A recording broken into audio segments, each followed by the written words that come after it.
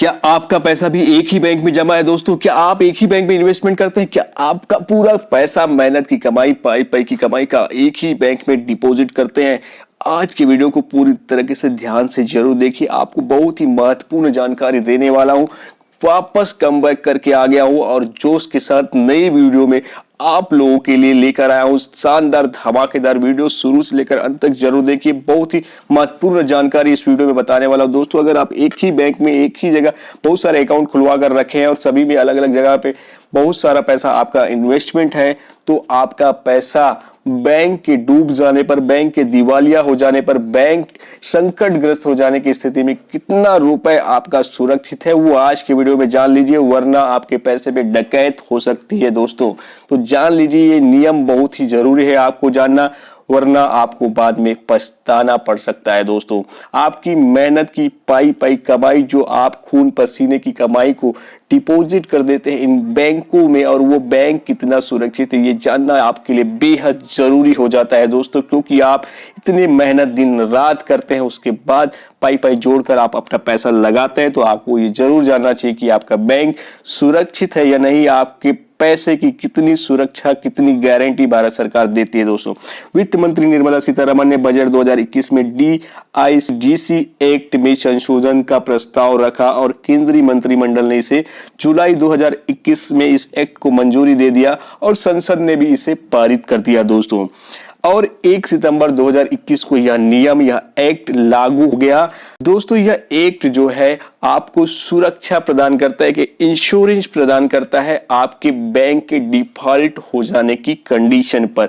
वो कितना सिक्योरिटी प्रदान करता है, कितने हद तक आपको कंपनसेशन देने का काम करता है, उसको जान लीजिए। क्योंकि बैंक डूब गया है तो आपको पूरा पैसा मिल जाएगा क्या, कितना राशि आपको मिल जाएगा, ये जानना बेहद जरूरी है। क्योंकि इस एक्ट के तहत आपको केवल एक कंपनसेशन दिया जाता है दोस्तों। Deposit insurance credit and guarantee corporation, जिसको बोला जाता है DICGC, ये RBI की एक सब बॉडी है, ये उसी की ही एक पार्ट है, और उसके द्वारा ही आपके बैंक का इंश्योरेंस होता है, जिससे ग्राहक को बैंक के डूब जाने पर, दिवालिया हो जाने पर, डिफॉल्ट हो जाने पर या संकटग्रस्त हो जाने की कंडीशन पर उनकी हितों की सुरक्षा करने के लिए इसकी स्थापना की गई है दोस्तों।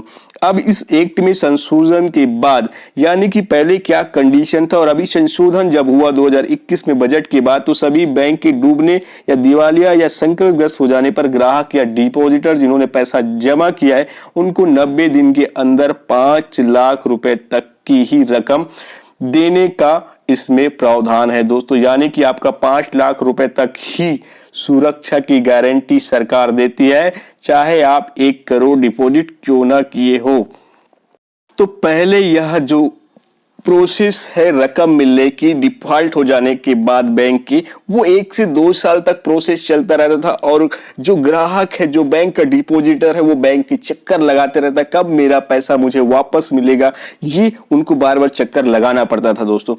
अब हम इसको एग्जाम्पल से समझते कि एक व्यक्ति के द्वारा एक ही बैंक में जमा किए गए राशि पर कितना उनको सुरक्षा की गारंटी के तहत पैसा वापस मिलेगा। एक व्यक्ति के एक ही बैंक में 5 खाते हैं, तो सभी खातों को मिलाकर, मान लीजिए आपका SBI में 5 खाता है, अलग अलग खाता, अलग अलग शहर में, अलग अलग सिटीज में, जिसमें फिक्स डिपॉजिट, RD, बचत खाता, ब्याज सभी शामिल है। सब मिलाकर आपने डिपॉजिट कर दिया है, 50 लाख है, 1 करोड़, जितना भी है, 5 लाख से ज्यादा है। एकल खाता में 5 लाख रुपए तक की ही गारंटी, यानी कि आपने इंडिविजुअल खाता खुलाया तो 5 लाख रुपए तक ही आपके पैसे की देनदार है सरकार। और अगर संयुक्त खाता खुलवाया, आपने एकल खाता भी खुलवाया और अपनी वाइफ के साथ संयुक्त खाता भी खुलवा लिया, तो उसमें दोनों में क्या है, संयुक्त खाता को एक अलग अकाउंट माना जाता है और एकल खाता को अलग। तो इस तरह से आपको 5 + 5 10 लाख रुपए उस कंडीशन में मिल जाएंगे, भले आप कितना भी डिपॉजिट किए होंगे 5 लाख से ज्यादा। दोस्तों अब बात करते हैं deposit insurance credit and guaranteed corporation. एक व्यक्ति द्वारा एक ही बैंक में जमा की गई राशि पे कितना मिलेगा, उसको हम एक थोड़ा सा एग्जांपल से, चार्ट से समझाने का प्रयास करते हैं, जिससे आपको बेहद सरल तरीके से समझ में आ जाए दोस्तों। एक व्यक्ति का एक बैंक की अलग अलग स्कीम में जमा राशि कितना है, खाता में जमा राशि फिक्स डिपॉजिट में उन्होंने इन्वेस्टमेंट किया 10 लाख रुपए, आरडी के खाता में उन्होंने मान लीजिए 15 लाख रुपए डिपॉजिट करके रखा हुआ है, बचत खाते में उन्होंने जमा करके रखा है 5 लाख रुपए। तो इस तरह से कुल बैंक में जमा राशि, क्योंकि एक ही बैंक है तो उसमें टोटल अमाउंट कितना जमा हो रहा है, 30 लाख रुपए जमा हो रहा है। अब इसमें हमको ये ध्यान में रखना पड़ेगा दोस्तों कि deposit insurance credit and guaranteed corporation की एक्ट के तहत हमको कितने की गारंटी है, हमारा पैसा कितना सुरक्षित है। इसमें केवल 5 लाख रुपए तक की ही राशि गारंटीड है। बैंक के डूब जाने पर या दिवालिया हो जाने पर 5 लाख रुपए ही मिलेगा और आपका डिपॉजिट है 30 लाख रुपए, यानी कि सोचिए दोस्तों, आपकी खून पसीने की कमाई, मेहनत की कमाई, अगर आप एक ही जगह पर इन्वेस्टमेंट कर रहे हैं और ज्यादा ब्याज के चक्कर में जा रहे हैं और ज्यादा के चक्कर में हमेशा भारतीय लोग चले जाते हैं, तो यहाँ पर बहुत सारे लोगों को सावधान होने की, सतर्क होने की जरूरत है। जो इस तरह से अपना इन्वेस्टमेंट करते हैं तो कितने की गारंटी आपको समझ में आ जाएगा। अब मैं एक एग्जांपल और देता हूं। एक व्यक्ति का अलग अलग बैंकों में डिपॉजिट पैसे हैं, तो बैंक में डूबने पर कितना पैसा सुरक्षित है और कितना पैसा मिल जाएगा, इसमें अलग अलग बैंक का हमने एग्जांपल लिया है दोस्तों। एक व्यक्ति का अलग अलग बैंक में डिपॉजिट राशि की बात करें और सरकारी गारंटी में मिलने वाली राशि कितना तक मिलेगा, ये भी हम देख लेते हैं।